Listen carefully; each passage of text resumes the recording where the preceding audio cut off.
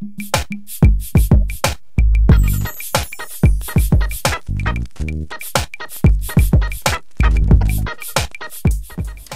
my name's Chanel. Thank you for joining me again here at Canaan Kitchen.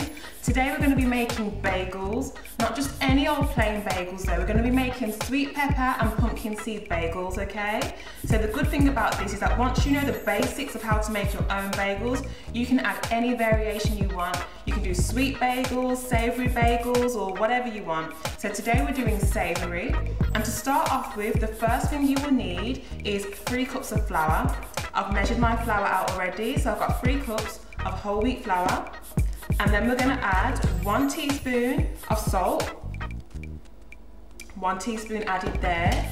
Also, what you need is 1 cup of water with 1 packet of yeast, that's like 7 grams of yeast there, and 1 teaspoon and a half of sugar, but I've chosen to use agave nectar, okay?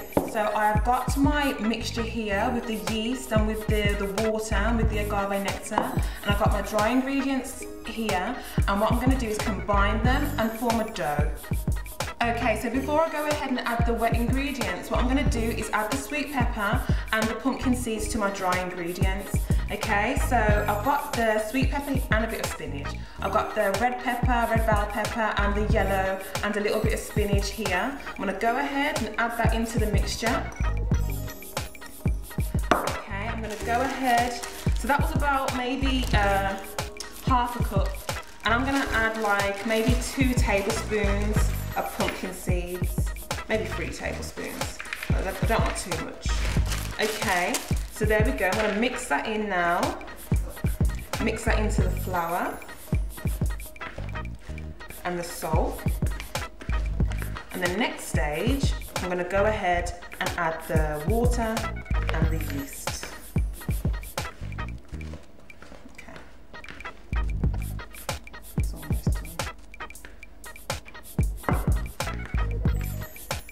Okay, so I'm ready now to add the water and the yeast, and as you can see, it froths up quite a bit. So you put the yeast into the water, it's got to be lukewarm, and you've got to add the sugar as well. But I added agave nectar, and as you can see, it's sort of expanded, like the yeast has made the whole mixture like froth up. So now it's ready to go into the mixture. I'm going to add it gradually, not all at once. Okay, so you just gradually add that. You're going to have to get your hands dirty, of course, but that's all right. You're gonna mix it until you form like a stiff dough. Okay, so I'm gonna try and form a stiff dough now.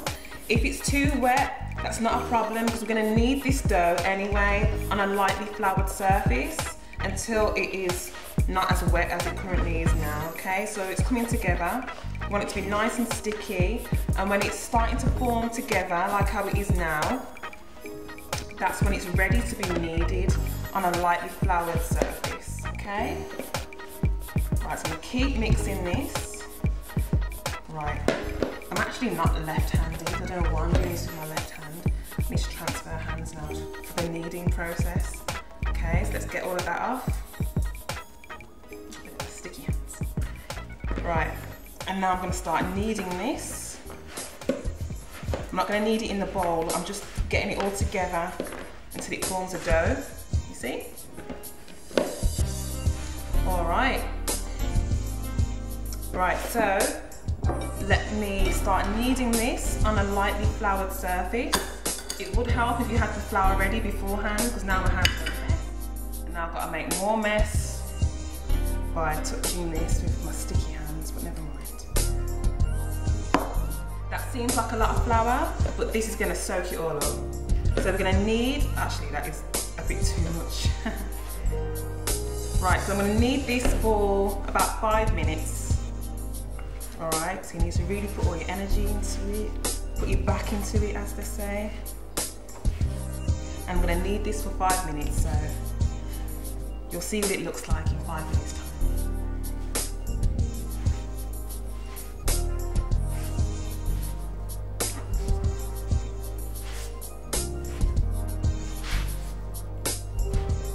Okay, so you need to knead this for a good 5 minutes, and it's tempting to just think, oh, I can't be bothered, just, you know, I knead it for 3 minutes and then I leave it alone, but you really have got to knead it for the allotted time. Otherwise, the dough is going to come out really stiff and it's not going to rise very well. You need to make sure all of the ingredients are fully mixed. And like when I used to make bread, oh, I'm out of breath, but when I used to make bread and I used to be impatient and I didn't want to knead it properly, and my bread would never rise properly, and in the middle it was always like a little bit doughy, like not cooked properly. So you don't want that. So it really is worth just putting that time in to knead the dough properly, and then the results will just be so much better. So I've got another 2 minutes kneading to go. Maybe a little bit more just to make sure that it's done really well. Okay, so I've been kneading here for a good 5 minutes. All that flour that I put on this surface earlier on was about maybe 2 cups, and I pretty much used the majority of that. So if you're making bread and the recipe calls for say 3-4 cups, always make sure you have quite a bit more on hand, because when you're kneading, that also requires a fair amount of flour. So don't just limit yourself to the amount that is given to you in the recipe. So I've been kneading here. I tell you, making bread does require patience. Like one of my favourite authors called Miss Ellen White, she's got a book called Counsels on Diets and Foods. She's also got a book called Adventist Home, where she speaks about the benefits of a woman being able to make bread. And I used to wonder, what on earth is this woman talking about? But I think it's because it really does teach patience. And of course, if you're a woman of the house, you're gonna need to have patience. And bread making sure does give you that. All right, so I really put my back into that. That's why I'm out of breath. So like, I've been kneading this for 5 minutes, and I'm gonna leave it now to one side. I'm gonna cover this over. I'm gonna let it rise for about an hour. So it needs to be in a fairly warm environment. So I'm gonna go and put it near the oven, and I'm gonna leave it for an hour, let it rise to almost double the size, and then we'll take it from there. Okay, so we have let our dough rise for about an hour, and it has indeed increased in size. So now we're gonna go ahead and make our bagels. So what we're gonna do is, oh, that is lovely. All right, so the way you do it is you roll a ball. Now remember, we're making bagels and not bread buns. So you need to make sure that the middle is big enough so that when they expand in the oven, which they're going to, the middle part won't close. So you get your little bread bun shape like that, but then you've got to poke a hole through the middle, make like a donut, okay? And you've got to make it big enough so that it won't close. But to be honest with you, what we're going to do, we're going to poach them. We're going to put them in boiling water first, and then we're going to go ahead and bake them. So I'm just going to show you how you make your shapes, like a little donut. Alright, and then before we go ahead and bake them, we are going to poach them. So I'm just going to continue making these. And there are different ways of doing it actually. I'm going to do one more like this, but I'm going to show you another way that some people like to do these shapes, like to make the donut thing. I prefer to do them like this personally. Let's just make sure that middle is big enough. But some people go ahead and like roll.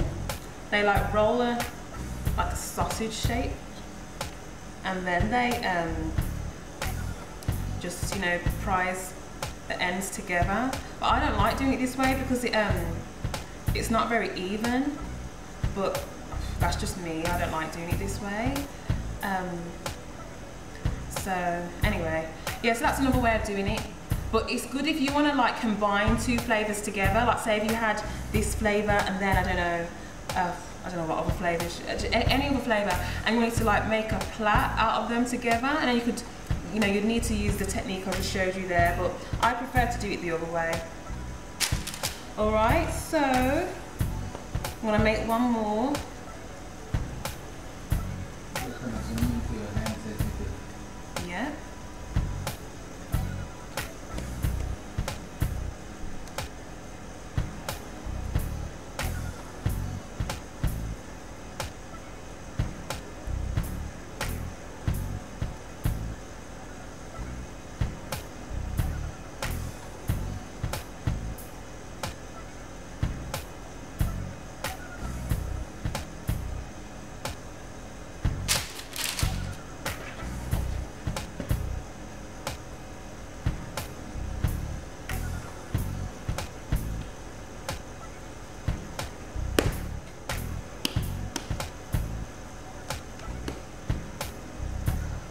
I was meant to, like, as I was letting this dough sit, I was meant to put it in like a greased bowl, and if I had have done that, then at this stage now the dough wouldn't be as sticky as it is, but I just chose not to do the oil, not for any particular reason in this case. I just literally forgot to put the oil in.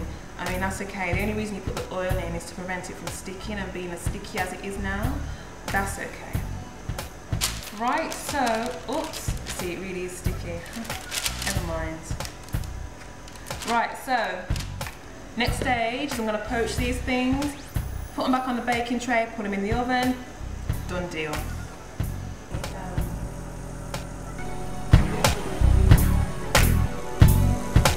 So you go ahead and you put the bagel in there. You can put more than one in at one time, save time. And you turn them midway. Turn them over, that is. And then you go ahead and put them in the oven. Okay, so we're just poaching them now. The water does need to be boiling. This water has just been boiled in the kettle and I've got it on high heat now. Oops. Yeah. So I'm going to turn them midway. See if we can get this thing any hotter. Alright, so there's the last one there. I'm going to add my own little topping, and I'm going to add sesame seeds, but I'm also going to add some of that vegan cheese that I made, you know, for the macaroni. So I'm going to go ahead and put that on top, and then I'm going to put my sesame seeds on top of that. So already we've got the red pepper and a bit of yellow pepper. We've got a bit of spinach up in there. Did we put spinach in there? Yes, we did. We put spinach in there, and also pumpkin seeds. And now we've got some cashew cheese. And now we're going to also have some sesame seeds on there as well. I love toasted sesame seeds. It's so good. So I'm going to bake this now, gas mark 4, until they are golden brown. That will maybe take about half an hour to 45 minutes. And I'll show you what it looks like once it's done. Okay, so we've taken our bagels out of the oven now, and they are done. So they have managed to keep their shape somewhat. But as you can see here, the cheese sauce is in the middle of this one. When you're making the dough, when you're making that donut shape, oh, see, you can see through the middle of it. So it's kept its shape a little bit.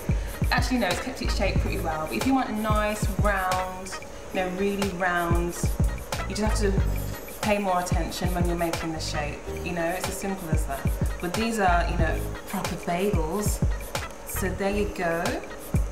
Your very own designer. I will say designer, because I've not seen cashew cheese, sesame seed bagels before. So my very own bagels, and if I can do it, you can do it, trust me. Enjoy.